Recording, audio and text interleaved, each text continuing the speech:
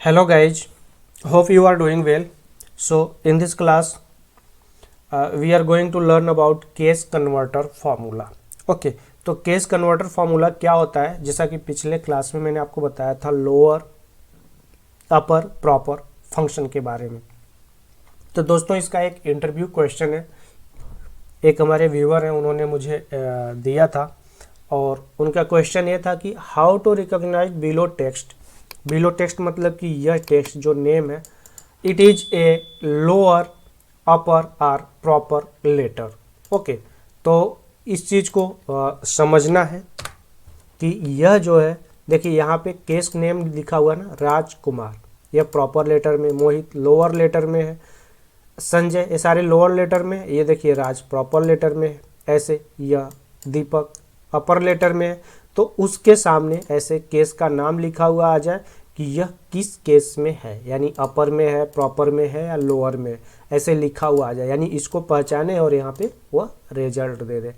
तो I hope आपको यह क्वेश्चन समझ में आ गया होगा। तो प्रॉपर क्या होता है मैंने आपको पिछले वीडियोज में बताया था, जैसे प्रॉपर यानी राजकुमार ये प्रॉपर लेटर में, लोअर यानी ये देखिए लोअर लेटर में, अपर मतलब ये पूरा अपर लेटर में। तो ये आपको जो है कि पहचानने के लिए मैंने यहाँ पे लिख दिया कि अपर लोअर और प्रॉपर होता क्या है। तो चलिए यहाँ पे आउटपुट चाहिए सेम एज इट इज, तो यहाँ पे कौन सा फॉर्मूला यूज करेंगे ताकि इस तरह का रिजल्ट आपको आ जाए। और यूज क्या करना है, यही तीनों फार्मूले का यूज करना है, lower upper and proper. But उसके साथ एक्स्ट्रा कुछ और फार्मूले यूज होंगे जैसा कि मैंने आपको बताया था।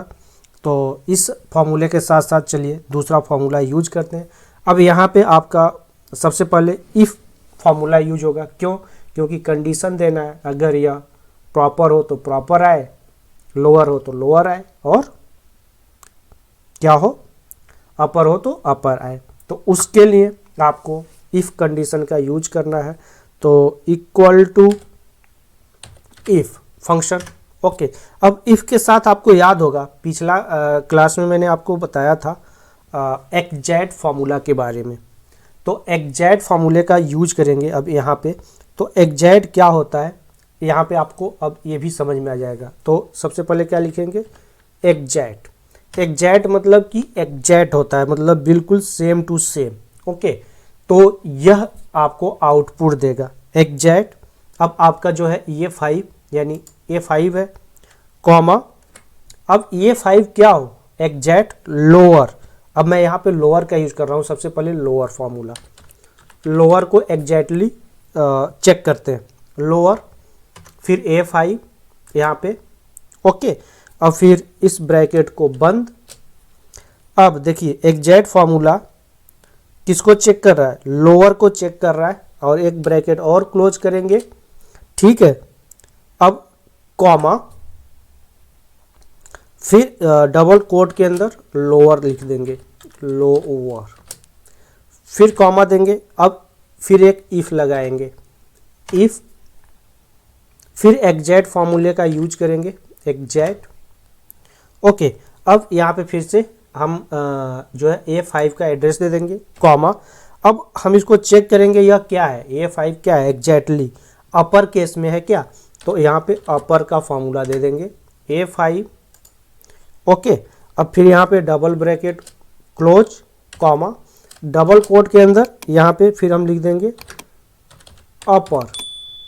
ओके, अब हमने दो चीज़ को चेक कर लिया, ये तो लोअर हो या तो अपर हो। अब ये दोनों अगर नहीं होता है तो यह क्या होगा, प्रॉपर होगा। तो कॉमा देके यहाँ पे हम दे देते हैं प्रॉपर,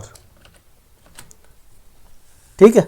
यहाँ पे ब्रैकेट क्लोज जो हमने ओपन किया था एग्जैक्ट अपर का, ठीक। अब यहाँ पे एक ब्रैकेट और क्लोज जो एक इफ का मैंने यूज किया था। ओके, अब सारा ब्रैकेट क्लोज हो गया। अब जरा इंटर करिए तो यहाँ पे देखिए प्रॉपर आ गया। ओके, तो एग्जैक्ट फंक्शन क्या करता है, एग्जैक्टली मैच करता है, जो भी आपका टेक्स्ट है वह एग्जैक्ट मैच कर रहा है कि नहीं कर रहा है। अब एग्जैक्ट हमने लगाया, अगर यह एग्जैक्ट लोअर होगा तो लोअर आंसर देगा, एग्जैक्ट अपर होगा तो अपर आंसर देगा, नहीं तो प्रॉपर आंसर दे देगा। और इफ कंडीशन क्या करेगा, उसको तोड़ने का काम कर देगा। तो ये चीज़ समझ में आ गई।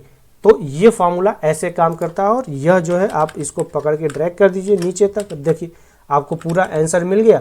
तो यह था छोटा सा क्वेश्चन जो कि हमारे एक व्यूअर ने पूछा था कमेंट करके। तो दोस्त आपका यह जो क्वेश्चन था यह सॉल्व हो गया था। होप आपकी जो प्रॉब्लम थी यह सॉल्व हो गई जो इंटरव्यू में आपसे पूछा गया था। तो ऐसे अगर आपके भी कोई क्वेश्चन है तो आप ज़रूर कमेंट के माध्यम से बताइए, मैं कोशिश करूँगा सॉल्व करके आपको बताने की।